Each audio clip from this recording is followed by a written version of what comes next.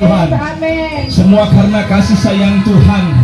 Kami ada di tempat ini karena misi sorga, memberitakan kabar baik, kabar sukacita, kabar kebenaran. Injil adalah kekuatan Tuhan, adalah kebenaran Tuhan, yang boleh Tuhan izinkan kita semua Kopassus Mission Indonesia boleh berada di tempat ini.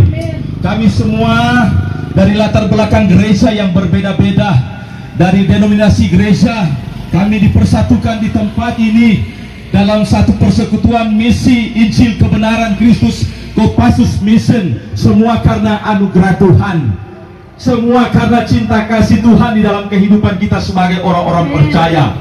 Untuk itu, kepada Bapak Ibu, saudara-saudara sekalian yang ada di pasar Tondano ini, di seputaran Tondano ini, biarlah kita semua bisa membuka hati kita semua di hadapan Tuhan.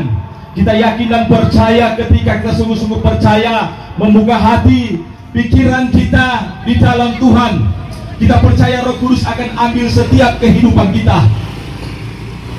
Walaupun kita saat ini mengalami tekanan-tekanan hidup, di tengah-tengah tekanan ekonomi, masalah sakit penyakit apapun, bahkan ketika kita diperhadapkan dengan ikatan-ikatan segala macam dosa yang Tuhan tidak inginkan di dalam kehidupan kita, kita percaya ketika kita mau datang kepada Tuhan, Tuhan akan memberikan kelegaan kepada kita. Tuhan akan memberikan pertolongan, jalan keluar kepada kita. Firman Tuhan berkata, marilah kepadaku yang letih lesu dan beban berat, aku akan memberikan kelegaan. Kalau kita melihat hari-hari ini dunia sudah tidak aman lagi. Pengenapan firman Tuhan mulai digenapi. Kalau kita masuk ke dalam, kita sementara ada dalam pengenapan firman Tuhan. Di dalam Matius 24 ada 6 pasal di situ, ayat 1 sampai 51. Kalau kita melihat hari-hari ini terjadi peperangan antara Israel dan Palestina, yang di dalamnya ada Hamas, Ukraina, dan Rusia. Bahkan kita melihat bahwa negara-negara yang lain mempersiapkan segala persenjataan mereka untuk mendukung negara satu dengan negara yang lain. Bahkan kita melihat akhir-akhir ini Indonesia mulai memanas dengan Israel, bahkan dengan negara-negara Australia. Tetapi kita percaya ini bagian dalam pengenapan firman Tuhan. Kalau kita melihat bahwa hari-hari ini dunia digoncangkan dengan bencana alam. Di India luar biasa, terjadi banjir bandang, angin topan yang sangat luar biasa.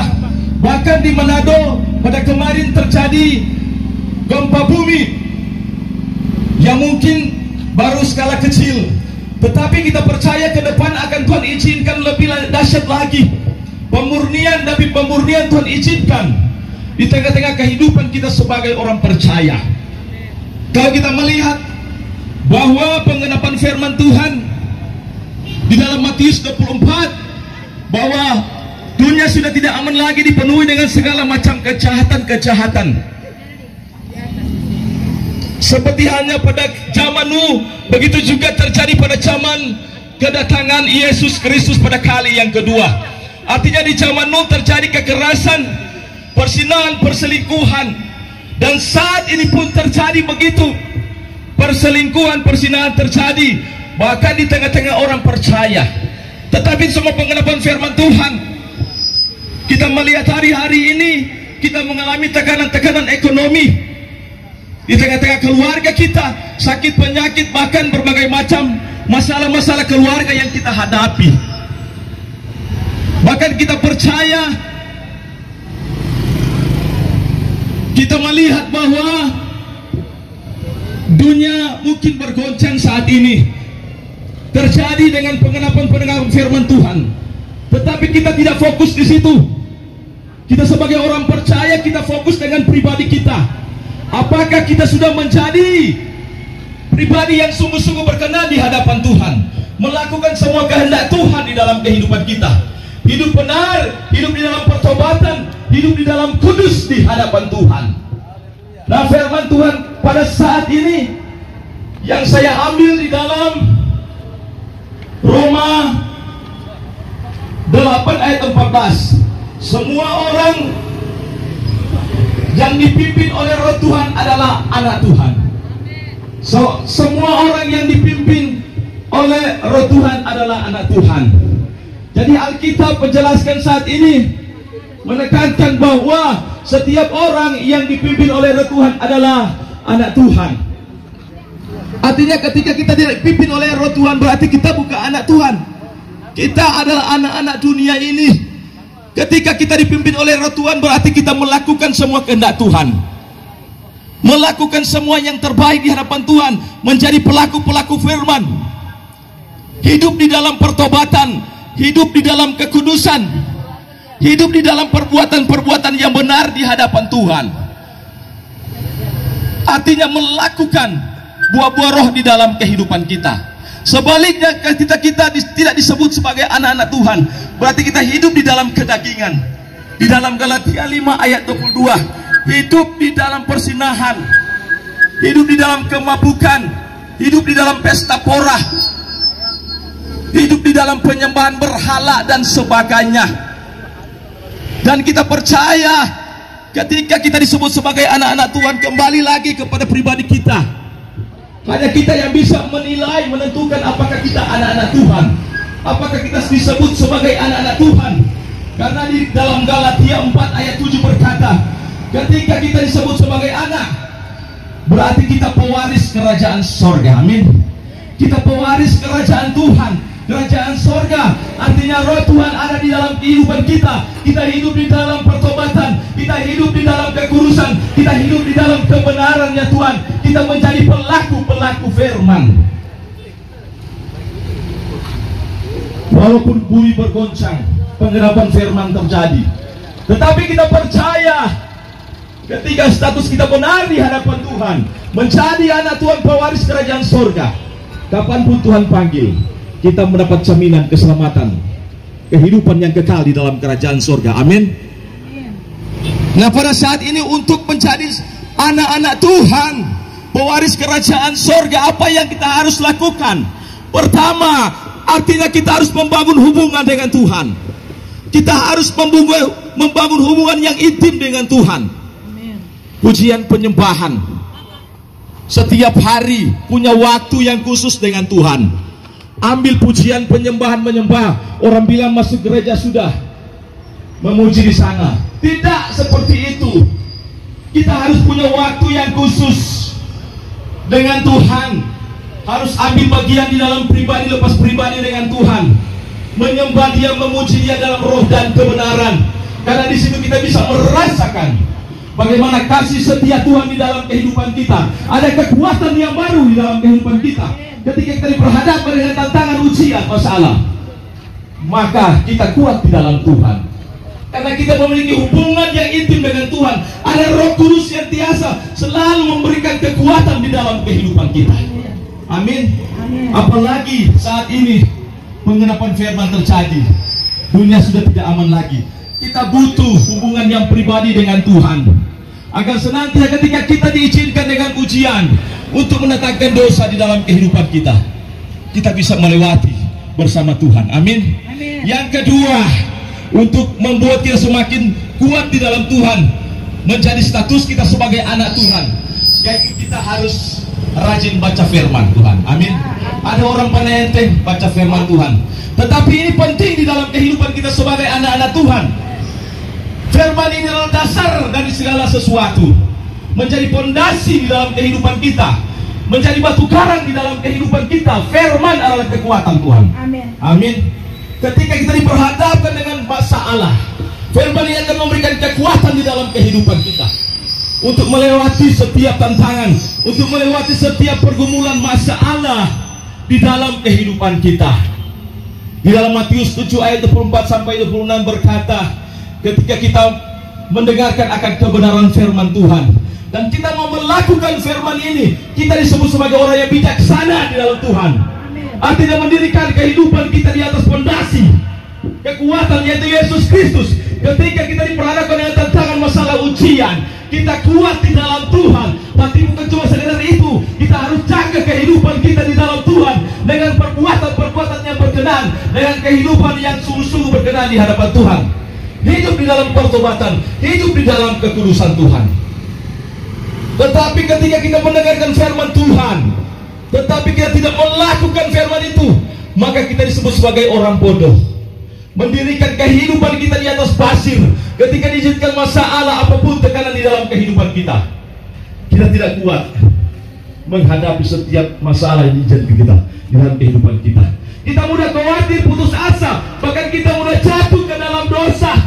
Untuk itu kita sebagai anak-anak Tuhan, firman Tuhan ini penting di dalam kehidupan kita, menjadi kekuatan di dalam kehidupan kita, melewati setiap tantangan, setiap masalah yang diizinkan di dalam kehidupan kita. Yang ketiga adalah berdoa. Pujian, penyembahan, baca firman dan melakukan, dan berdoa. Doa ini sangat penting bagi kita semua anak-anak Tuhan yang percaya kepada Tuhan, karena doa ini adalah nafas kehidupan kita dengan Tuhan, memiliki hubungan yang intim melalui doa ini.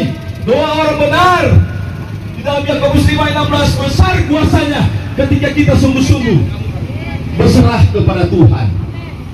Kalau kita sudah tidak berdoa, berarti kita sudah tidak memiliki hubungan yang dekat, yang intim dengan doa.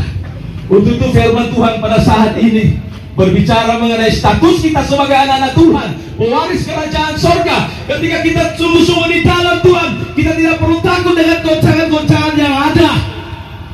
Orang di sana sini penggerapan firman terjadi, tetapi kita percaya status kita jelas di hadapan Tuhan, pewaris kerajaan sorga yang kekal, mendapat keselamatan yang kekal di dalam kerajaan sorga.